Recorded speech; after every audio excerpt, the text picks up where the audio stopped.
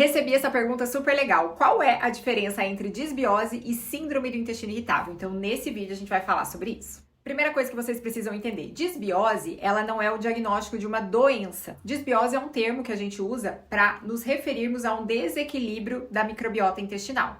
Então eu posso ter um aumento de bactérias ruins, eu posso ter uma diminuição de bactérias boas, eu posso ter um aumento de fungos, eu posso ter aumento de parasitas. Então quando eu tenho esse desequilíbrio dessa população, seja para mais ou para menos, eu tenho então um quadro de disbiose. Para a gente avaliar exatamente qual o tipo de disbiose que a pessoa tem, isso só é possível através de um teste genético do microbioma. Pega lá uma amostra das fezes, manda para um laboratório específico e ele vai analisar o DNA dessas bactérias.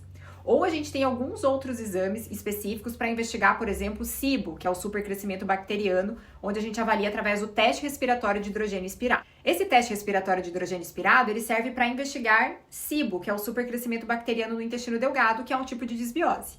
Digamos que você passe anos da sua vida com disbiose, com SIBO, por exemplo, ou você tenha um supercrescimento de fungos, e você não sabia que você tinha isso. E você passou anos da sua vida com esse problema, aquilo ali foi gerando uma inflamação crônica ali no seu intestino e que desencadeou a síndrome do intestino irritável, tá? Então, a síndrome do intestino irritável, ela é já uma doença, então você recebe o diagnóstico médico. E ela vem por quê? Por complicações no intestino, por desequilíbrio de microbiota. Então, você tem uma genética mais propícia a desenvolver esse problema.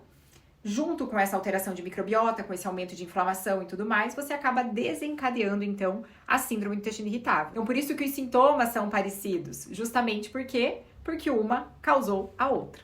A minha recomendação para você que tem diagnóstico de síndrome do intestino irritável, e se você nunca investigou, se você tem um quadro de supercrescimento bacteriano no seu intestino delgado, que você faça essa investigação, tá? Por quê? Porque existe uma associação muito forte entre essas duas condições.